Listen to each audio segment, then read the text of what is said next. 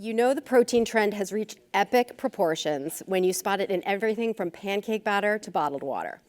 I covered this trend in depth for a special report titled Protein Nation in the April 2019 issue of EatingWell. Americans love to focus on the health benefits of protein, but we're also worried about its impact on the environment.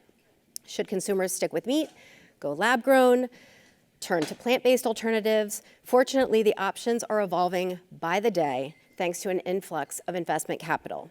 Please join me in welcoming our next panel members, including Renske Lynde, co-founder and managing director of Food System 6, Jennie Schmidt, the foodie farmer, Katharine Richards, senior director of marketing for Perfect Day, Sara Place, senior director of sustainable beef production for the National Cattlemen's Beef Association, and Ephi, Eyal, CEO of Hinoman USA. And Sophie Egan, who will be our moderator. Sophie is author of the book Devoured, How We Eat Defines Who We Are, and she's also Director of Health and Sustainability Leadership at the CIA of America. Take it away, Sophie. All right, good afternoon, everyone. You can hear me in the back? Yeah. Fabulous. Is everyone awake? Yeah. Okay, excellent, because this is the protein panel. This is the one you've apparently all been waiting for all day long, as Ali informed us. So welcome, we have an all-star lineup here. I appreciate the warm intro. I'm going to share a little bit about my perspective on the protein obsession very briefly, establish a couple of kind of common terminology before we dive in, and then we're going to hear from each of our panel. As you can see, we have a lot of diverse perspectives. So this panel is really about the protein obsession, as we've heard a bit about earlier today, and I'm intimately familiar with this obsession as a writer. I have to say that my most popular story ever for the New York Times Health section, to which I'm a contributor, was answering this reader question of how much protein do we need? I have spent a lot of time kind of trying to myth bust a trio of sub-myths that I refer to as the great protein myth. And this really relates to the work that Ephi does, and as Joseph mentioned, there's so much misinformation, but this sort of trio of pervasive sub-myths around protein is that we need more protein than we actually do, that we get less protein than we actually do, and that we can only meet our protein needs from animal sources, none of which are true. So I've delved into this protein phenomenon and tried to kind of help consumers navigate some of this misinformation in my book, as was mentioned. Also dive into this in my forthcoming second book, A Radically Practical Guide to Conscious Eating. But really this is the consumption piece, the food choice piece. On the production side, or on the food availability side, we have to change what's available on the menu in the first place in order to make options that happen to be better in health, better for human and environmental health there in the first place in order for us to actually, as consumers, choose them. So I lead initiatives to help the $860 billion food service industry make its menus healthier and better for the environment, work with K-12 school food, campus dining, corporate dining, fast food chains, anyone feeding large numbers of people. And we have an evidence-based sort of roadmap for menu innovation at that intersection of health and sustainability. And really, we've done a ton of work to focus on this protein obsession because we know it's real. Great quote that, perception is reality, and so whether or not the consumer demand for protein is warranted, it's there. And so how do we help sort of reimagine the way that protein is presented in terms of the value proposition on menus? What we really mean there is flipping the ratio. So often in restaurants especially, it's the heaping T-bone steak kind of spilling off the edges of the plate that constitutes value in many diners' minds. And really, it's flipping the ratios to elevate not just plant-based proteins, but plant-based foods. And so one of the most successful examples of this is the blended burger. This is absolutely taken off like wildfire in the food service industry.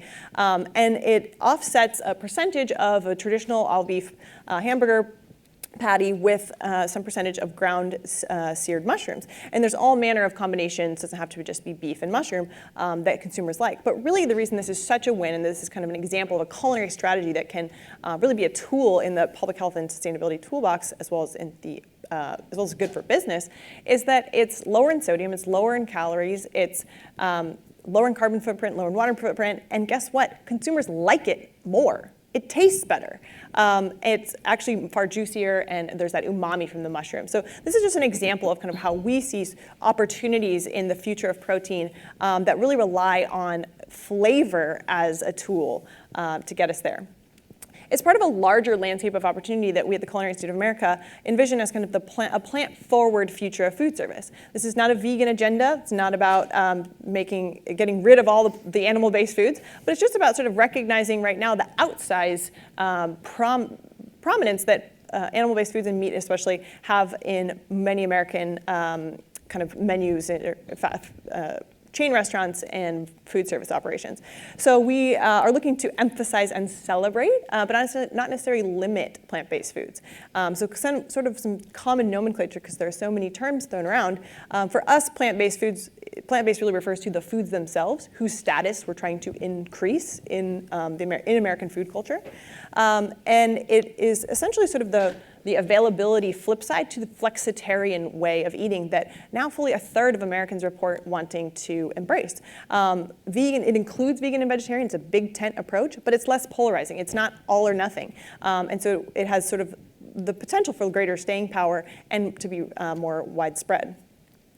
As mentioned, flexitarian, this is essentially mostly whole plant-based foods, but there's more flexibility within a diet. So you might have a vegan lunch, a bacon sandwich for breakfast, and then you might eat a salad, might be vaguely vegetarian for dinner, all within the same day. Plant-based, as I mentioned. We also have a culinary strategy toolkit called Protein Plays that has 3 final definitions that are very small print that might be helpful, which is really just what is meat and what are red meat. So for us, we define in the US context, red meat is beef, pork, and lamb. Meat is all of those plus poultry, so chicken and turkey, and then animal protein, because these are terms also that are probably going to be thrown around quite a bit on this panel. For us, that's meat, fish, eggs, and dairy. And then finally, because this is the conference about the future of food, this is a piece actually that I wrote for EatingWell magazine that was about lab-grown meat, which is a term not preferred by those in that industry, but is actually now being referred to as cultivated meat. It's also been called cellular meat, slaughter-free, cell-based. There's probably others I'm not even including, but it really refers to meat that is raised without even slaughtering in animals. It's from cell cultures in a laboratory setting. So with that kind of level setting on terminology, I'm going to turn it over to Renske, and I believe you have a clicker, or we'll pass it down. I do not have one.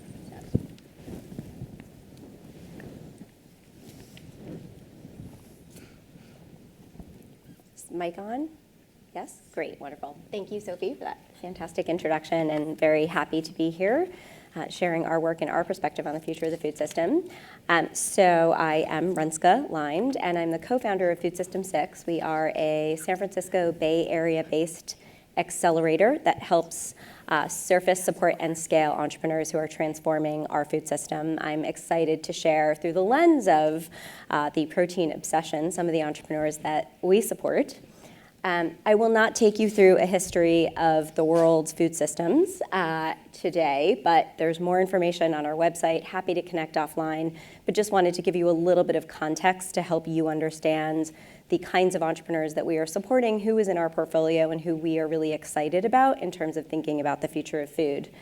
So really, this is a way to set some parameters around thinking about the history of our food system, and that we are currently recognizing, as many have talked about and will talk about today, the fact that the current industrial food system, it has clearly reached a set of challenges related to human health and environmental sustainability that need to be addressed, and to us that forms the basis of what we call Food System 6, which is a more integrated approach. Again, we've heard a lot about there's more language, of course, but some of the holistic management practices, really taking a more systems level view. So we are not focused explicitly on consumer products. We are not explicitly focused on ag tech. We really take across the value chain view, because we really think that there's been a lot of siloing that has created some of the challenges and unintended consequences of our current food system.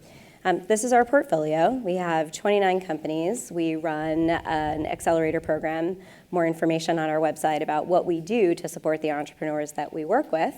But I'm going to just share a little bit about the characteristics that we believe will define the future of the food system through the lens of our entrepreneurs. Vibrant farms, we heard about that on the panel earlier. This is an example of a company that is really working to disintermediate the entire food production and distribution system. So it's effectively connecting and adding value to producers. Milk Run is based in the Pacific Northwest, very replicable model.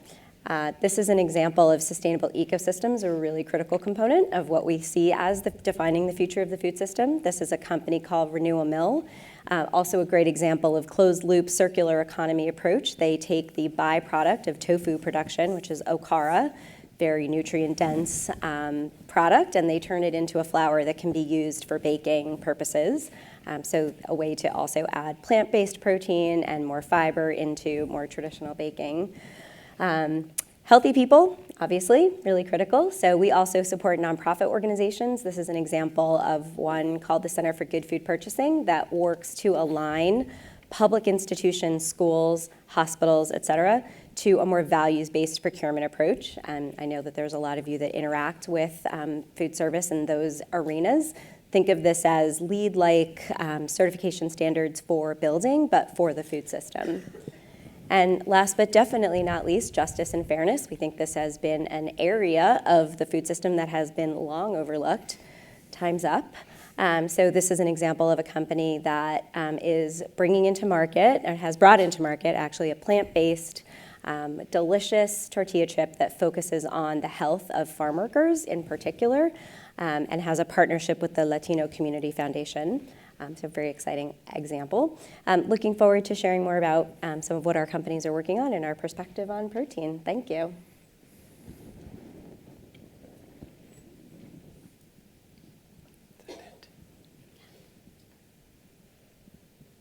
Well, my slide's not coming up, but I'll talk anyways. My name's Jennie Schmidt. I'm the farmer on the panel. Press the green button. I have. There we go. There's my farm. Okay. Beautiful. So we're based in Sudlersville, Maryland, about 60 minutes north of the guy from Purdue. We grow for Purdue predominantly corn and soybeans. So our family farm is third generation. It actually got to marry into the farm. I grew up in Western Massachusetts. Both my parents deliver mail for the post office. So I did not grow up on a farm, but I married into it. So predominantly corn and soybeans, high oleic soybeans, which Purdue put in an oil extraction facility down in their Salisbury, Maryland facility. So they use the soybean meal for poultry feed,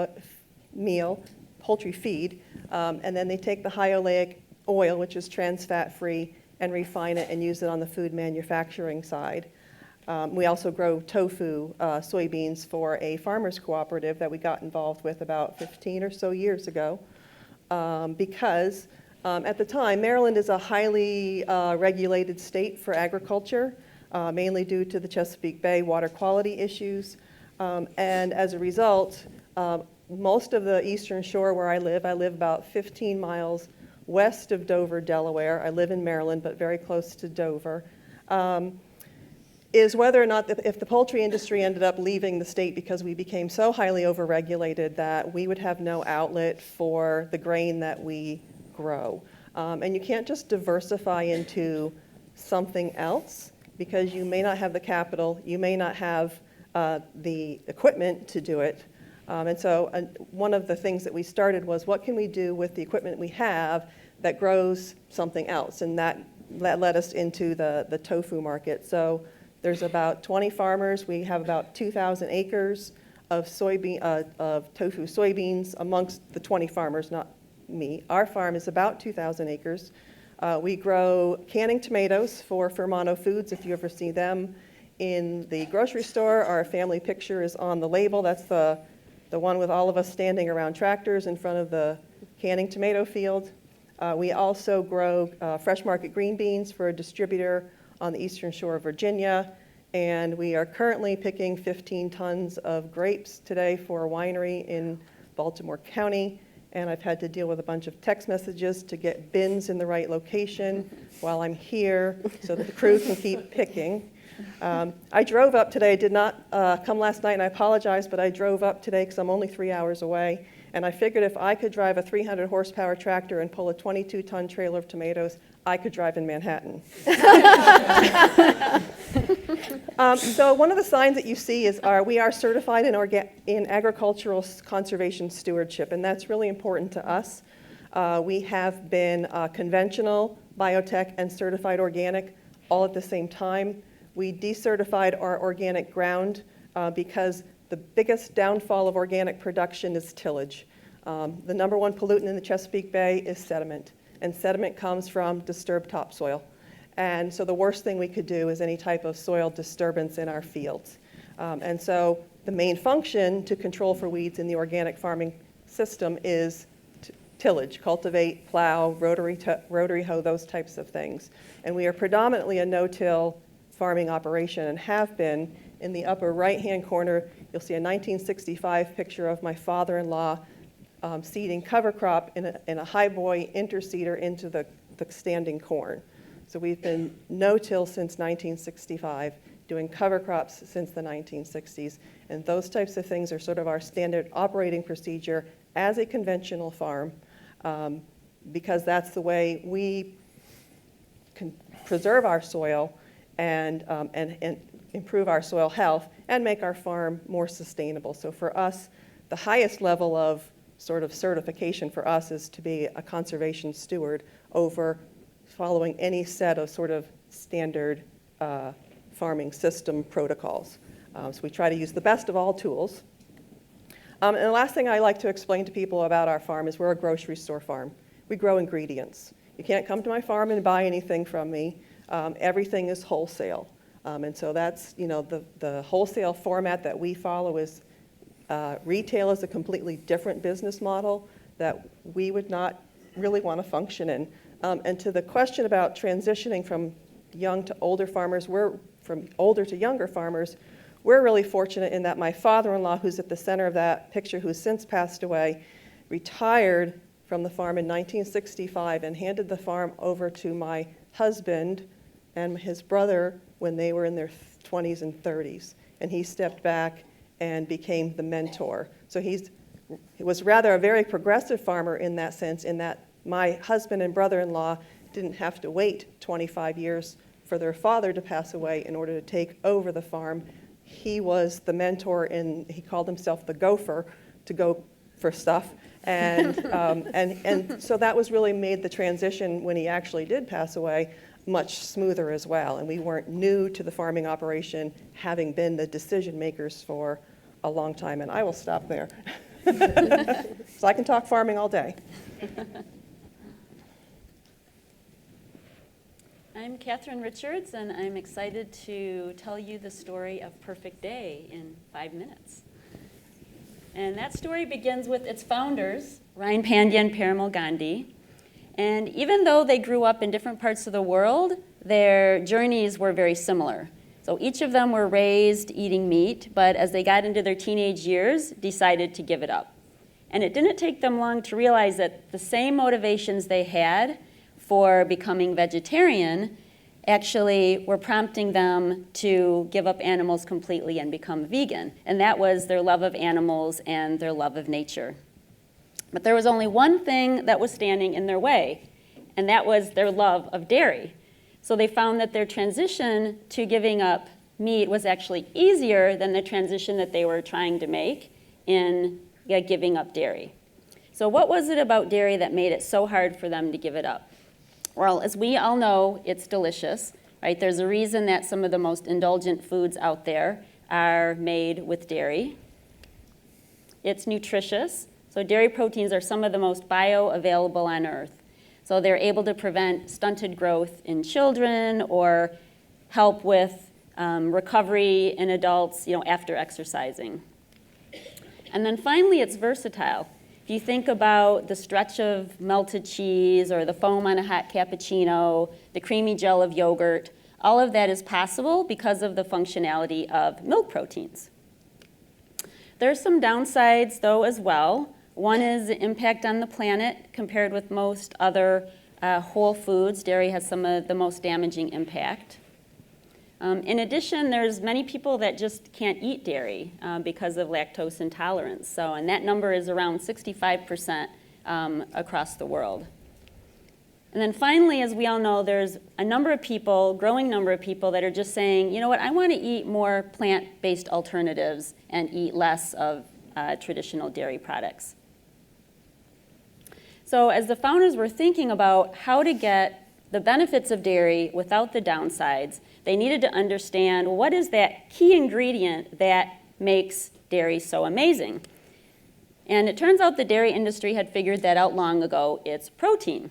So the way that milk works, like any raw material, it's separated and fractionated and sold for its value-added components. And the most sought after of these is protein, because it's really the secret ingredient to so much of the functionality and the taste and the nutrition that dairy products brings.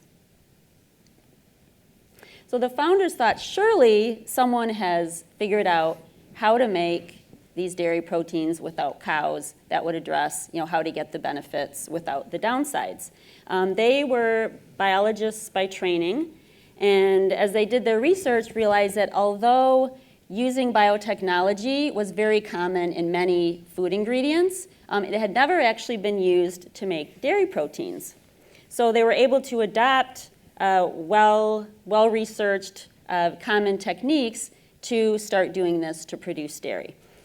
So to give a quick overview of what that looks like, first we took milk's essential genes and inserted them into microflora, which are tiny organisms like yeast or fungi. And these organisms are really good at making a lot of pure protein. Then when you put them in a fermentation tank and feed them sugar, they're able to make milk proteins like casein and whey that are nutritionally identical to those that come from cow's milk. And finally, then we're able to make all kinds of delicious dairy products using these proteins. So in a nutshell, the benefits that come from Perfect Day's protein is having the same taste and the same high nutrition value as conventional dairy, but with no lactose, nor hormones, and less impact on the environment. So what's Perfect Day up to today? The company is now 5.5 years old, and we're scaling up our technology, which means that we're working with a number of partners who have infrastructures in place in order to use fermentation at a low cost to make large amounts of ingredients. We're also partnering with brands. So we actually have a B2B approach in that we're going to be working with manufacturers, food brands, first mainly in the US and then across the world to bring many of these new products to market. And then finally, we are starting to educate consumers. So obviously what we're doing is very new, and we know that people will have a lot of questions, and we want to help them understand what our process involves. And part of this was this summer, for the first time ever, giving people an opportunity to taste a product using our protein, and that was ice cream. So we offered a very limited number of pints available for sale on our website, and then we sort of took the show on the road to LA for a couple weekends where we gave away free samples from an ice cream truck. And so I want to show you then in closing what reactions were to the ice cream that was made with Perfect Day's protein, and some comments on the founders on what's coming next.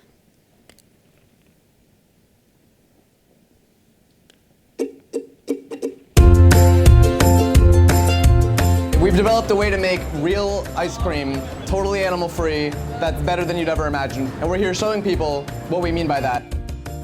We're just trying to start a conversation with people and show them what we've been working on for the past 5.5 years. It's been a crazy ride, and we're finally here. Every single person who's tried it goes, wow, this is really good. I cannot believe it's vegan and not made from real cow's milk. They've nailed it. It's absolutely incredible. This tastes exactly like ice cream. We are dairy lovers ourselves, and we didn't want to give up the products we love. So we thought if only there were a way to make milk protein without cows, you could really unlock a better future for dairy.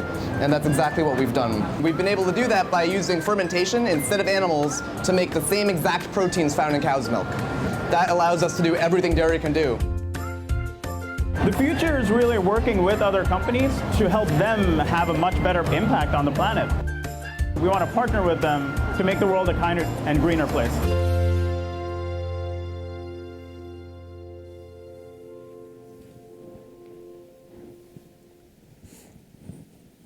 Cool, thanks. So I'm going to be a bad millennial. I don't even have any slides. I'm going to go old school. So my name is Sara Place. I work for the National Cattlemen's Beef Association.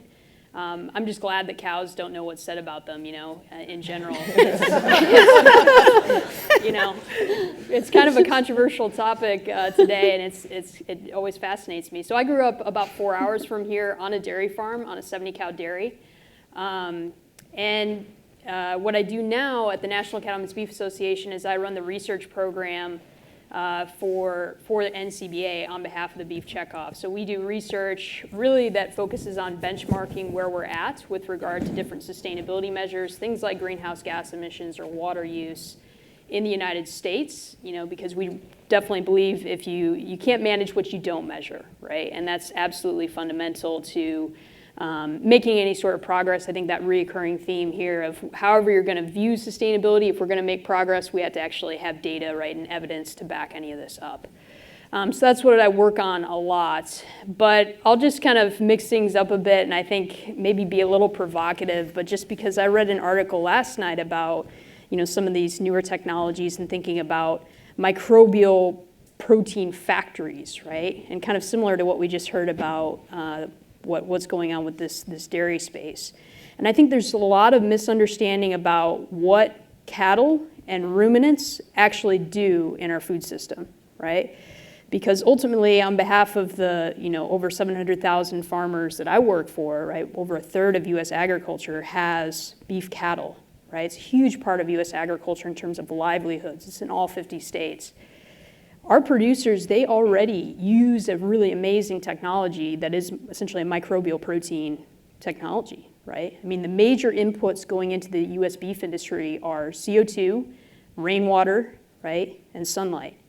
And what cattle do is take mostly human inedible grasses, right, material that we cannot consume, plant matter, a lot of plant matter that actually comes from processing plants to make a lot of the products that we heard about today, right, the leftovers, right? They upcycle that to a high quality protein, yes, but it's not just about protein, right? I think this panel is talking about protein obsession, but in my opinion, animal source foods, there's a lot more about all the micronutrients too, and the bioavailability, right, of these micronutrients. It's about the package that they bring, right? So I think that's my little shtick, right, is that, well, hey, beef is plant-based, right? If you think about it, right? Of course, cattle eat plants and, they make beef, right? So all of animal agriculture, of course, depends on plant agriculture.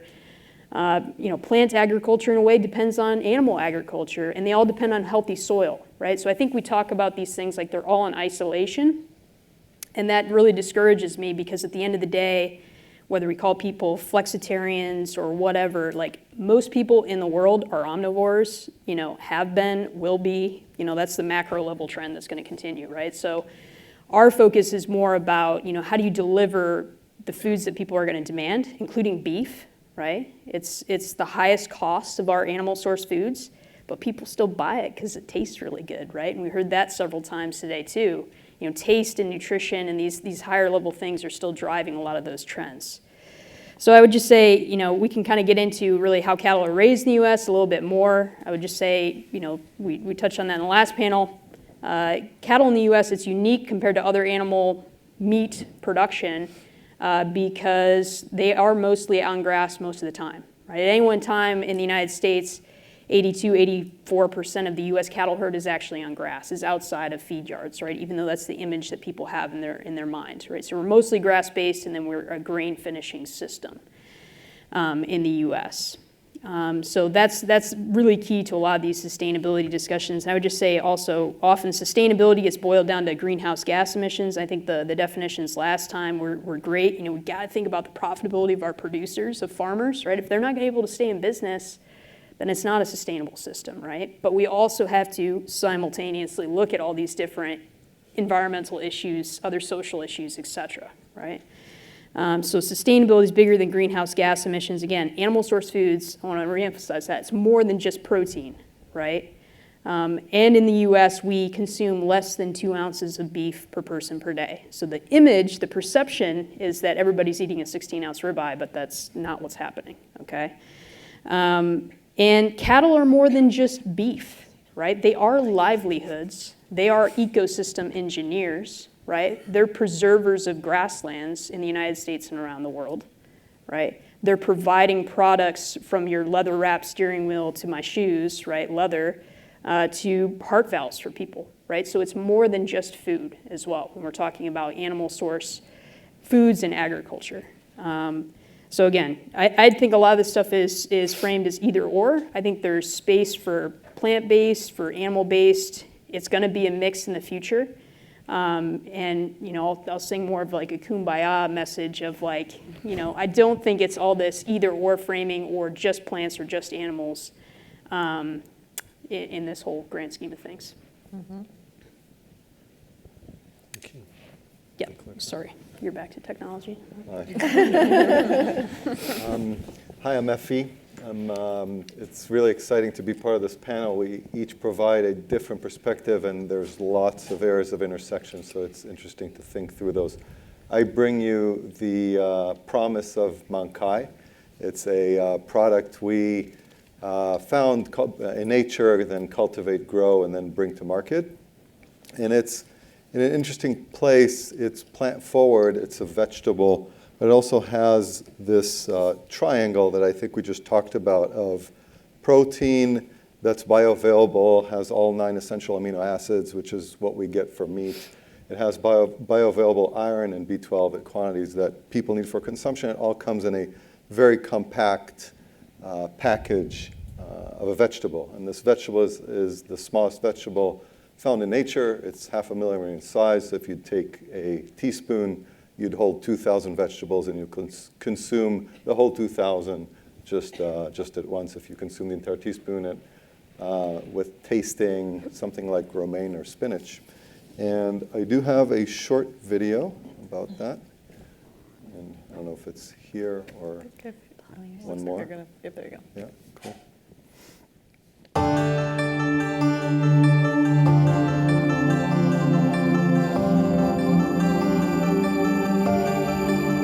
You're looking at a superfood. Yup, a superfood. Also, this is a superfood. You're looking at the smallest vegetable in the world. You're looking at Mankai, a tiny superfood full of life and vitality. A secret that was once known to only a few, and today will be revealed to the world. For hundreds of years, South Asian women have been relying on kai nam, or water eggs, to feed their loved ones. Although unbelievably tiny, kai nam packs the nutritious prowess of a healthy meal.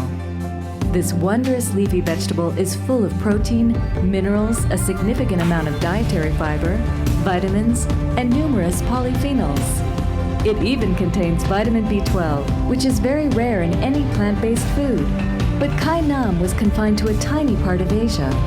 Transforming this super nutritious ancient green into a common part of our daily diets was only recently made possible, utilizing an innovative process that brings technology, science, and modern agriculture together.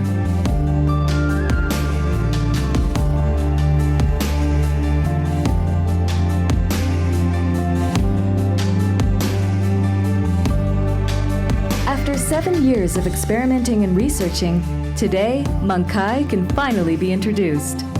Carefully and lovingly nurtured and cultivated with attention to every tiny detail, modern Mankai marries nature's incredible creation with the very best of precision sustainable agriculture. A plant that multiplies every 72 hours. Harvested daily, minimally processed, straight from farm to table.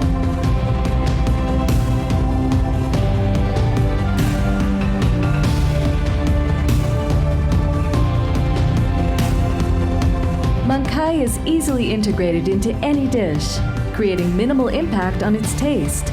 Add it to food, sprinkle it on food, eat it, drink it, bake it. With just a light touch, this creative vegetable can turn any food into a superfood. This is an ancient green made modern. This is a creative vegetable that can superfood anything. This is Mankai.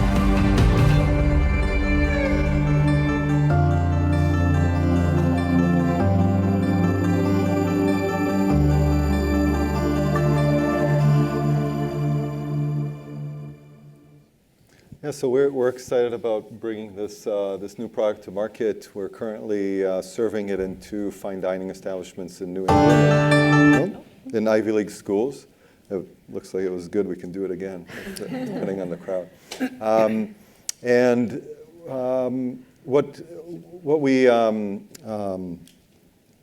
What we think is that there's a need for diversity of protein supply in the marketplace. There are lots of sources. I think that diversity is important for nutrition, so people can consume their delicious foods and what they need in a healthy way. We believe that the next decade, the prevailing trend, if we're correct, at least in the West, is going to be about more than just perceived health. We think it's going to be actually proven health, and nutrition plays a big role in that, and we think that Mankai can serve a big role. So I'm looking forward to participating in the rest of the panel. Thank you. Great. Well, thank you. As you can see, we really benefit from. Can you hear me in the back still? Okay, just making sure.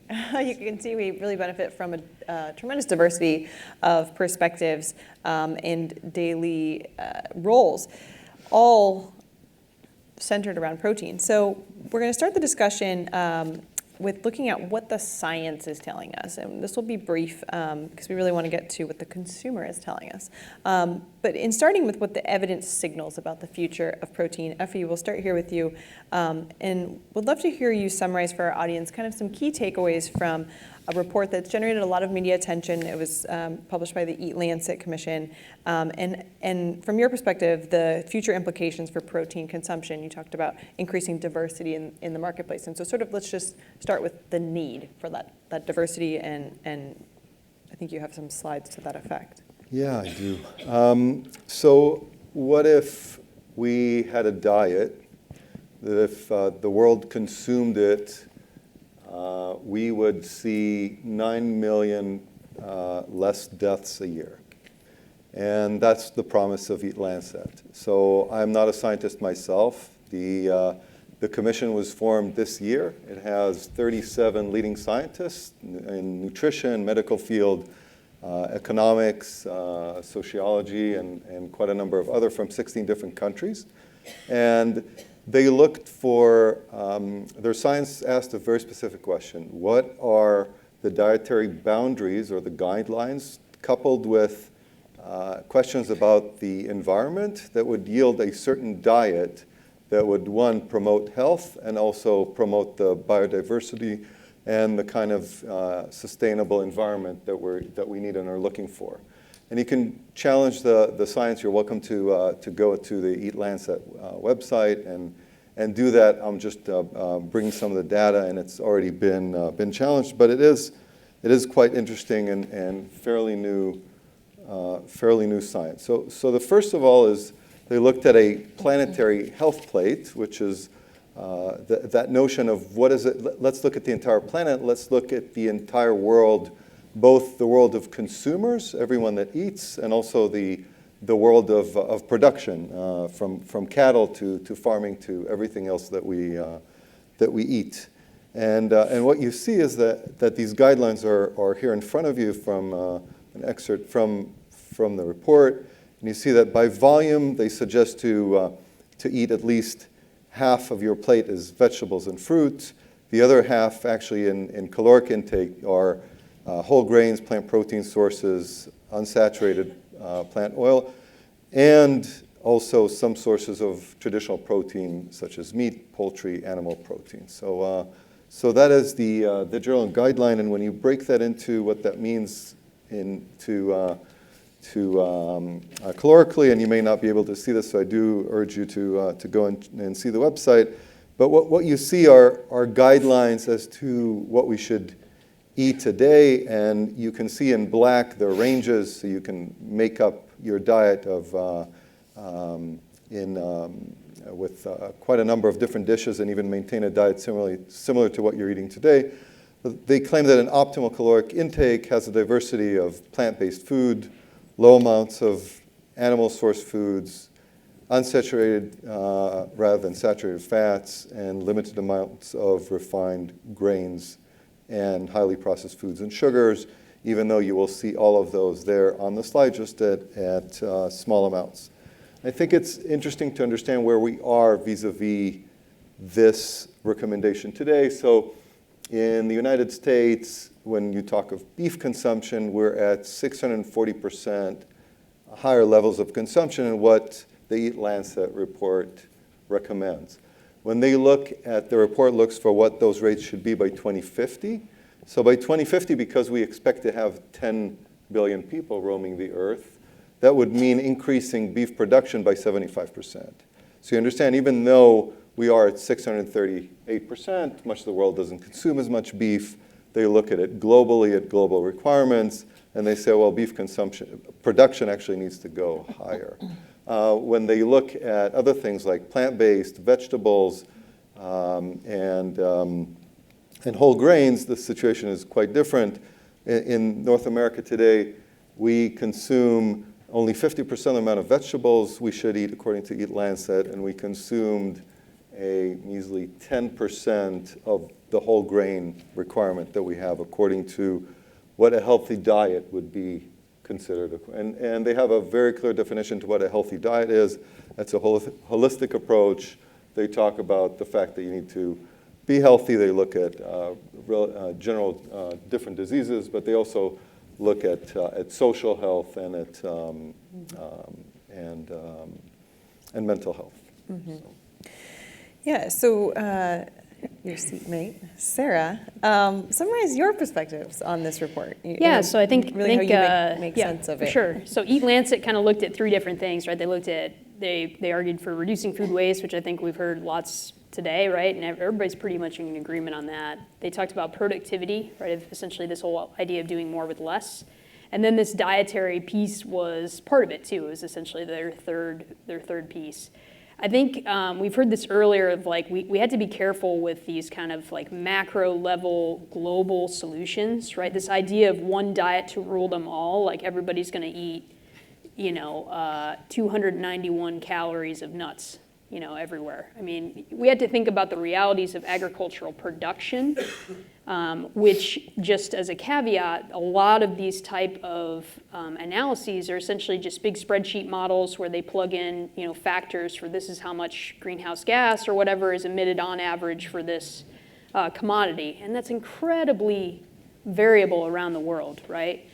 So there's a really great Proceedings of the National Academies of Sciences paper that came out last week that was kind of an opinion piece or just kind of a critical review of some of these, not just this report, but just the space, right? And this idea of sustainable food systems that we need a lot more evidence and we need to explain the system a lot better with our models. And what I mean by that is there's so many interplays, there's so many connections in our food system that are not really accounted for by these models, right? So a lot of it is if you tug a string somewhere, it's gonna move the whole thing, right? So it may not be the outcome you aspire to in reality. In a lot of cases. So I think that would just be my caution on some of these. There's a lot of feel-good narratives that are out there of like, if you eat this way, it's better for you and the planet. I mean, that sounds great, but is it really true in a lot of these cases? And I think we just have to always come back to the evidence and be reevaluating that, because when we're talking about changing all of agriculture and all of like what everyone eats everywhere in the world, that's a pretty big public experiment. With pretty, I would argue, pretty flimsy data right now. So and again, I think this report is a good first step to moving the conversation that way, but I think we need more, hopefully just more collaboration, more different views in the whole thing. So based on the data that we do have to date and looking specifically at the US context, quick follow-up question for you, Sara. Pretend I'm a fourth grader. What does sustainable beef production mean to you? Yeah, I think we heard some of that earlier too, of like what it is we had to balance three areas, right? We had to think about economic viability, affordability, right? So that whole piece of the economics. We had to think about social responsibility and all the things that fall under that, including animal welfare. And then the environment piece. And I think often in the environment, we focus on environmental footprints. So for example, greenhouse gas emissions per calorie, that's important.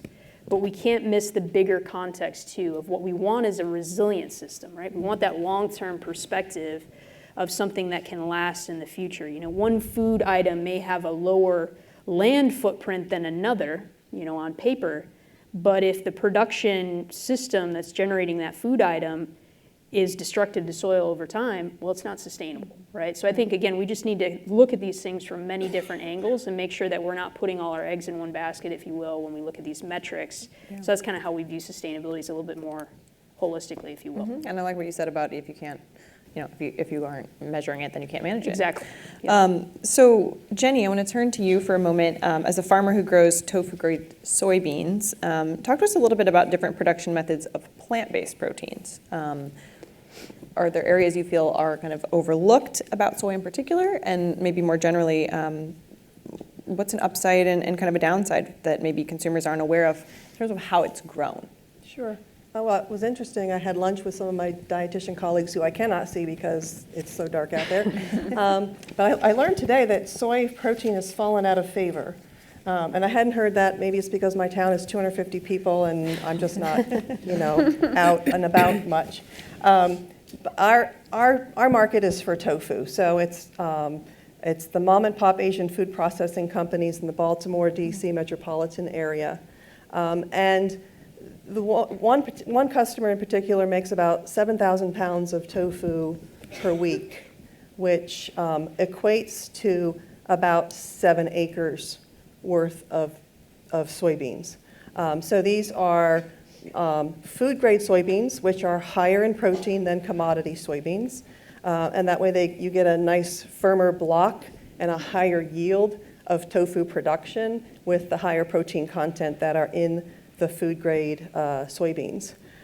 These particular soybeans are non-GMO. They are not genetically modified. They don't have a Roundup Ready trait or any of the other traits. So they therefore tend to be less productive because there's not a lot of research going into sort of plant breeding for plant-based protein production. It's not a huge market because you can make a lot of tofu out of a single bushel of soybeans. And so each of us as cooperators in the farm cooperative have a cap of about 100 acres for the year to be able to supply the 8 to 10 tofu contracts that we have for that entire growing season. So it's not really a replacement for how do you diversify into other types of agriculture. It's an additive for us. For us as growers, we get a higher premium because they have to meet specific protein parameters. They do get tested for no presence of genetically modified organisms. And they are more of a specialty bean than your commodity soybeans. But growing-wise, one of the reasons why, like I said earlier, is we didn't have to change equipment. And that's key because if you're looking at a $500,000 combine or a $750,000 combine, you're not going to capitalize that for 100 acres of anything. Just as a reference point for our vegetables, we contract grow because the canneries and the processors that buy our vegetables provide us with the specialty harvesters. It would never make sense for us to buy a tomato harvester at $500,000 for 60 acres of tomatoes. And so in part of the whole sustainability discussion is, yes, to diversify, but how accessible is your market? My market's huge. I got Baltimore and DC and Philadelphia, and I can be here in 3 hours. I mean, that's not Iowa, and that's not their market. And that's, I think, also very, very critical in that discussion. But there's not for as much soy products that are in the grocery store, when you go grocery shopping, there's not a huge demand that would necessitate more farmers to, say, diversify into tofu or food-grade soybeans as opposed to commodity soybeans. And I think that's also true for other plant-based proteins like legumes, different beans, peas, those types of things, because the volume that you can get per acre is so vast and the consumption is so low. The demand is low compared to what you can get per acre. And when you're looking at a farmer who has 2,000 acres of something to grow, and you can tap out the market at 50 acres, what do you do with the other 19 150 Yeah, acres. that's really interesting. Well, so switching gears to what the consumer is telling us about the future of protein, or what the market is signaling about the future of protein. We've certainly heard sort of about the pros and cons thus far today about following that consumer demand. But Katharine, I would love for you to give us a sense of the trend curve, as you see it at least, from recent years to now, and then forecasting over the next several years with respect to the popularity of some of this whole basket of plant-based alternatives, vegetarian, vegan, flexitarian eating, and so on, and kind of how big is this market exactly from Perfect Day's vantage point, at least? Sure. Well, And I should say, is it growing as rapidly as the buzz might indicate? Well, the increasing popularity is undeniable. You know, if you look at the grocery store data as an example, you know, in the last year, plant-based options grew 14%, and that's, you know, 5 times what products across the store grew. So you look at yogurt as an example, like plant-based yogurt alternatives, almost 40% growth. Ice cream, cheese were almost 30%. Meat was around 10%, so in terms of plant-based meat. So clearly people are excited about these new options. And though, you know, in many cases it's off a low base, so those sound like big numbers, but that netted $4.5 billion in sales over the last year for plant-based options. So, you know, a sizable number and growing dramatically, but still, you know, has huge upside to it. And as I think about the future of the growth, you know, I like to consider, so what are kind of the macro forces that are going to be impacting what the future holds? And for me, there's 3 things that I think about. One is just the changing consumer desires to better understand where their food comes from, and especially thinking about younger people, given that they're driving so many trends and they're really the future of purchases, and their interest in understanding more about the impact on the environment and animal welfare. So that's a big one. Secondly, there is so much investment that's happening in food technology now. So in terms of what Food System 6 is doing and many other private equity and accelerators, it's in the billions. It's just staggering when you look at all of these startups that are out there. So the future looks like much better, much more great tasting options, which we know is king for people, right? I mean, it's got to taste great, and with all the money that's pouring into these startups, that's going to happen.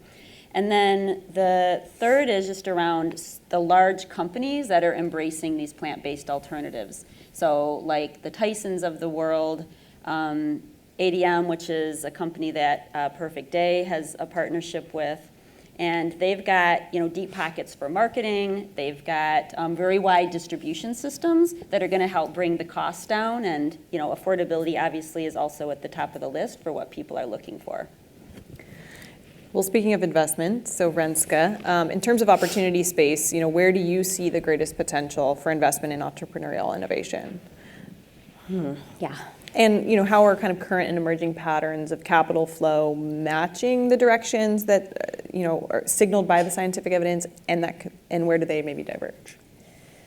Okay. Big question, Sophie. 2 minutes. So I think I would say first and foremost, there is a lot of noise in the marketplace right now. So I think it is actually really important to try to separate signal from noise. That's not always easy to do, particularly when that noise is drawing from, to Sarah's point, potentially questionable data sources. I do think that we talk a lot about the science and the evidence, but I think it's really important to understand where that science and evidence base is being developed from within. So I think I just in general think when we look at consumers, and this is not just in food and agriculture and food, when we look across all sectors, there is a much more of a heightened focus and a very desire for transparency in terms of what does that entire chain look like, not just supply, but also capital. So I think just to kind of preface my comments with that, for us, I think that where we see the most interesting opportunity, given some of the global complexity, given some of just what we don't yet know, looking to support the kinds of innovators and entrepreneurs that really are integrating a values-based approach to what they are building is really critical. So we're already starting to see some of the pushback in the market to some of the ultra-processed plant-based alternatives that are out in market, and some questions around, like, is this actually better? Well, we don't know. I think again, what the evidence base tells us is quite variable. I also think the evidence base around beef, and Sara probably has much better statistics at her fingertips, but we like to say it's not the cow, but the how, which really gets at some of the different production systems that are associated with beef production. So again, I think for me to crystallize a complex systems-based message, it is to say that we're looking at and we're excited about some of the consumer products that are really thinking deeply about their supply chain and every part of what that means. So it isn't just production practices, but it is also about, like, who is stewarding the land? Are they being paid fairly for their part in the value chain? And I think that, to me, represents where I see these broader trends bringing us. And there's a lot to have to wade through, and a lot of marketing machinery that you have to kind of pass through to find that level of integrity. But I really think that ultimately that is what consumers are demanding, and it's really aligned with what we know our planet needs and our rural communities need, and our human health is in desperate need of. We've got a couple minutes left, and I'm going to do one of my favorite things, which is a rapid fire problem solution roundup. Easy breezy. All panelists, and we're going to actually start with Sara. We're going to start with Ephi and then just go down the line. What is a specific barrier that you see to sort of a faster shift to the protein future that, in your view, is at that sweet spot of better for me, better for the environment, better for animals and others? So I think it's finding a trusted source. So we're talking about plant forward and the health implications of it and benefits, but it's pretty easy to produce and market plant junk food. And to me, with the various attributes that we're talking about here, when we're talking about delicious, convenient, and affordable, it's relatively easy to quantify, or it's up to a specific region. When we're talking about what's healthy and what's sustainable, we need a trusted source, and we're really lacking that. And what is that? And we, previous panels talked about maybe specific brands, specific land-granted organizations, but that I think is the biggest impediment. The ag research piece. Yeah. Okay, so specific barrier and solution. So I think I'll take like a more of a global perspective, right? If we think about, where a lot of this demand growth for protein, right, which is essentially, it's the hardest macronutrient for us to make in agriculture, right? We can make carbohydrates all day long. We're a little too good at that, right?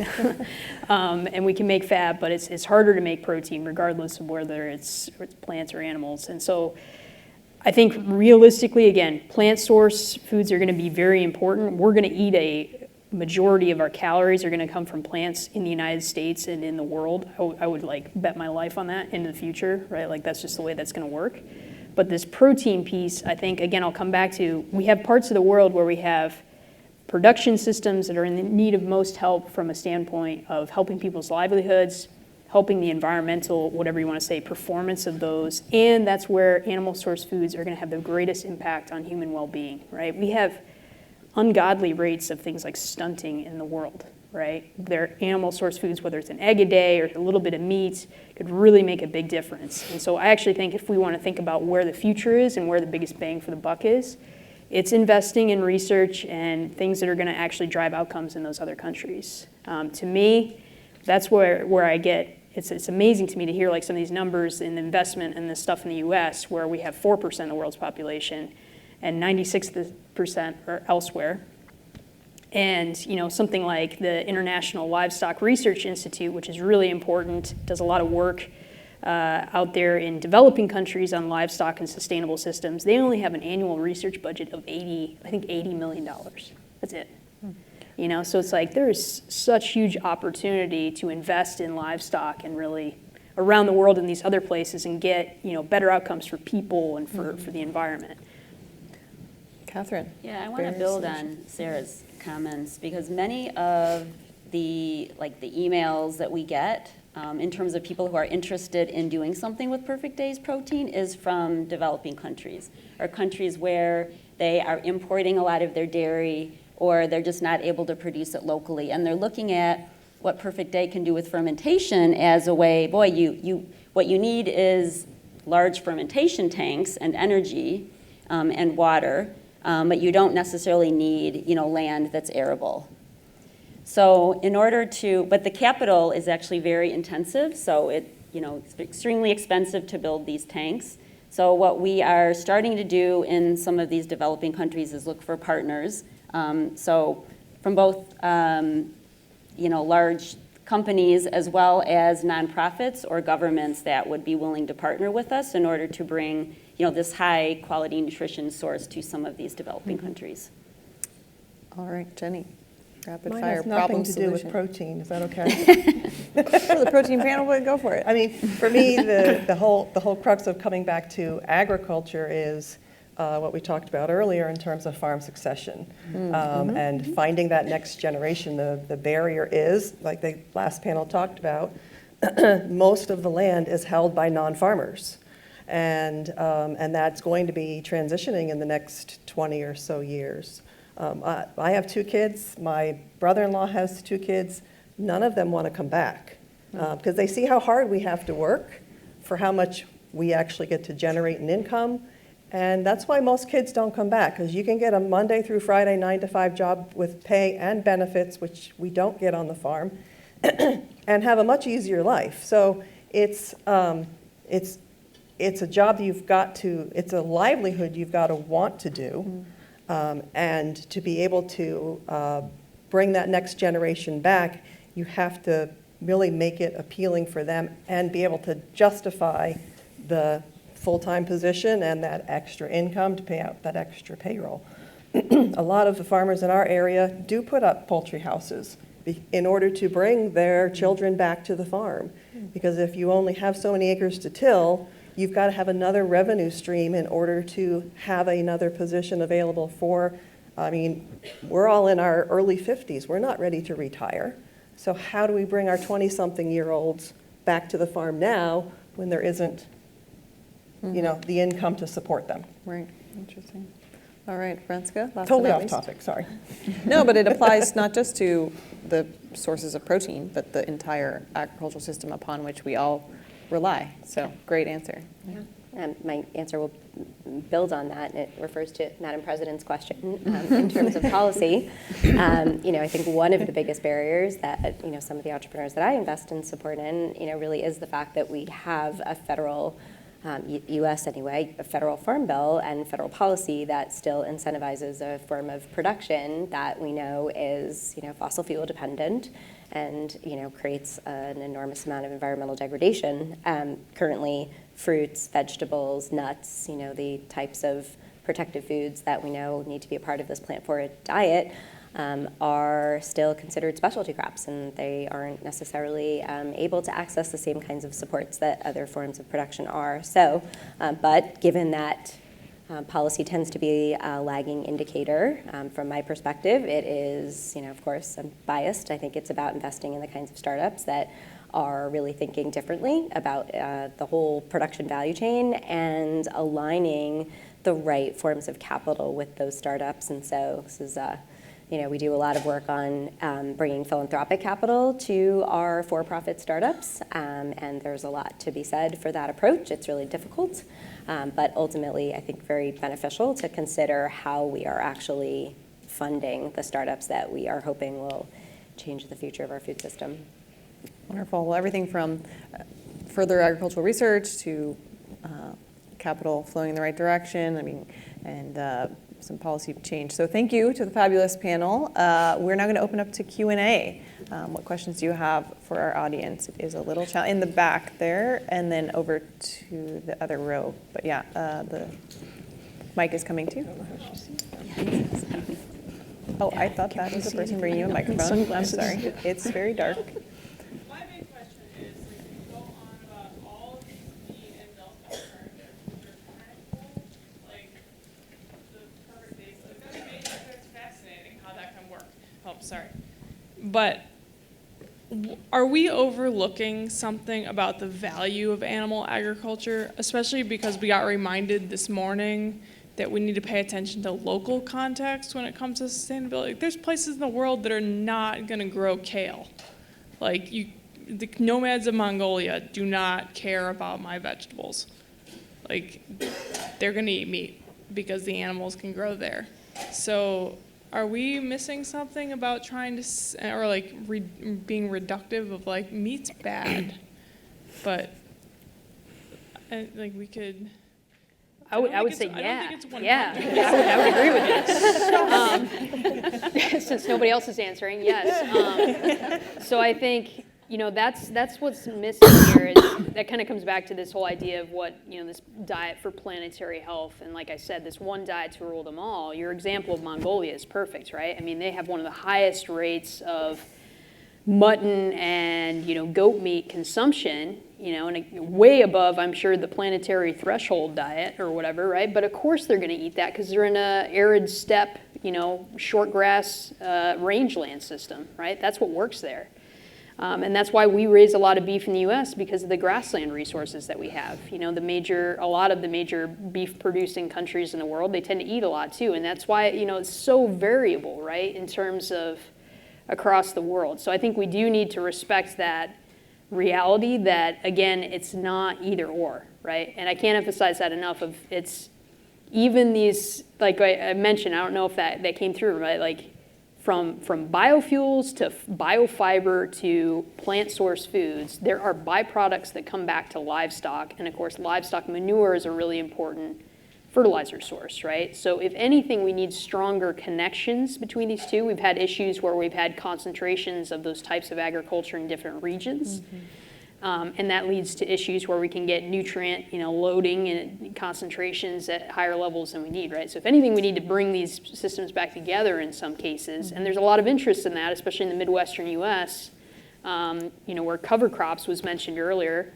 Cover crops, that's an outlay of, you're spending more money and like, what are you going to get back from that, right? And that's one of the ways that people are trying to recoup costs or gain dollars from planting cover crops is grazing them, right? So bringing livestock back, whether they own the livestock or leasing it out, maybe leasing it out to a young person, a way to get somebody in agriculture. So again, it's a lot more complicated than that.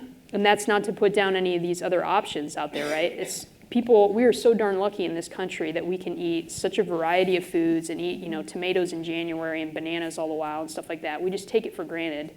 But we shouldn't also then shoot ourselves in the foot by now saying, yes, now dairy is bad or meat is bad or whatever it may be. All right, in the back, the gentleman, yeah. Yeah, first of all, thank you for EatingWell and Ephi for putting on this summit today. It's been fascinating, actually, and this panel in particular for me. I'm Bill Layden, Indiana University, and I'm kind of conflicted, actually, and would like your perspective. So we're going from a natural source for which humans have consumed for centuries to something that we're now highly processing without any safety data or without any clinical data to show that people are going to be nourished. So I'm wondering, are we actually heading in the right direction? Is that directed at a certain member of the panel or just any general? panel member. Sorry? But I think Renske, you actually began to address that in your second to last question. And maybe to build in another way of that is sort of like, what is the role of technology versus like, can we all just eat more lentils, or can we all just eat better sources of the animal protein sources that we are eating? It's a great question. I think there's a lot, and that's kind of, my earlier introduction around like looking at the evolution of the food system and, really the advent of the industrial food production system, really signaled a desire to optimize for convenience, processing, and logistics. And I think we've come to understand the unintended consequences and the negative effects of that, of center store and the challenges associated. And again, very, very US-based response here. I think there's a lot of room for thinking about the precautionary principle in this entire new evolution of food and innovation and technology. I think asking the questions, looking back at what we've learned from different times when we have quote unquote intervened in the system. There have been many revolutions over the course of food's history. Some of them have been enormously beneficial. Some of them that have been beneficial have also been incredibly problematic in terms of chemical, pesticide use, et cetera. So I think it's a great question. I do think that in some ways we are overcomplicating what we already know, and that there are ways that we can leverage technology to really support that. So one of my portfolio companies is a software-based system that helps sustainable ranchers better manage their rotations, better manage their data around carbon sequestration. So I'm not coming at it from a anti-technology or Luddite approach by any stretch of the imagination, but I do think it's really important to ask those kinds of questions, and I'm sure others on the panel have different perspectives on that. No, it's complex for sure. I think that's really... Ephi, I think what you I think there's... Go ahead. Ephi and then Jennie. No, I was just going to say, I think it really shows how fickle consumers are, because the last 5 years we've spent sort of on this anti-processing, whole foods new eating approach, and now we all of a sudden have a highly processed, lab-generated, however you want to use the terminology. So it really, and I think this has been true of a lot of consumer trends, of consumers don't know, and they sort of do this with their eating habits because what they say they want and what they actually buy, generally speaking, are two different things. So I think there's a great opportunity for collaboration between industry, the regulator, and academia. And for fermentation, which I believe is the technology you're referring to, we have a tremendous body of knowledge. Most of us consume vitamin C that was fermented. If you, in any of your confection, if you're using citric acid, it's all fermented. Xanthan gum, it's all fermented. And we've been doing that for 50 years. So there are opportunities. I think it's that intersection and that collaboration between industry, the regulator, and academia that really does a great job. Yeah, it can be challenging discerning the what seemingly kind of contradictory demands at the same time, going in the same direction. Consumers are complex. I think we've got time for about one final question. Yeah, here in the front. Good afternoon. Thanks for a very scintillating discussion.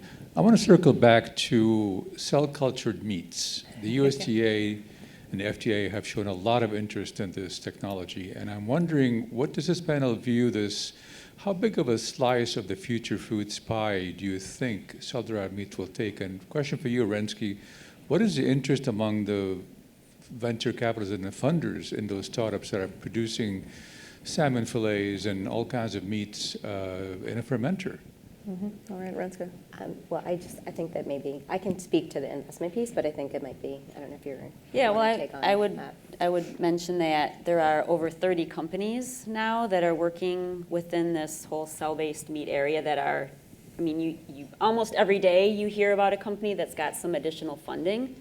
I mean, the promise there is that it's going to taste exactly like a real cow would, because it's made from the tissue of a cow. And over time, the cost is going to come down to a point that it'll be similar or even cheaper than, actually buying conventional meat in the store. So, I mean, what I'm seeing is a ton of investment that's going in that direction. The Good Food Institute recently had a conference, and every year there's more and more companies that are within this space. So I would expect that in the same way that like Impossible Burgers and Beyond Burgers have taken off recently, that when we get to the point that those are available on the market, which is probably 5 years out, frankly, that they would have a similar impact. I mean, I'll just add that there's unquestionably increased interest and investment capital being directed to these companies. My perspective is that particularly when you're thinking about a kind of class of capital and investment, and I don't want to generalize because one venture capitalist is not like another. I'm a venture capitalist and I'm not like many others. But I do think that there tends to be a narrative that is very compelling because it is very simple. And therefore, it is very easy to take some of the tools that you, as if you're a tech VC, you understand there's pattern recognition, that you can understand how tech will scale, you see the potential, and then you're placing a bet. I mean, that's effectively what you're doing if you're a VC. So I would just provide some additional context, which is to say that just because there's additional capital going towards a particular sector or segment of the economy, that doesn't necessarily mean it's going to define that segment of the economy. I think there will obviously be a space and a place in the world. It's happening, but I also think that you have to think about, just is it an oversimplified message in terms of the complexity of the challenges that we're actually thinking about and talking about? All right, well, please join me in giving a big round of applause to our fabulous panel. Ready for some coffee, tea, a break? I think we are going to take maybe just a 5-minute break and still end up right back here at 3:45 sharp to begin our fourth and final panel. Thank you so much.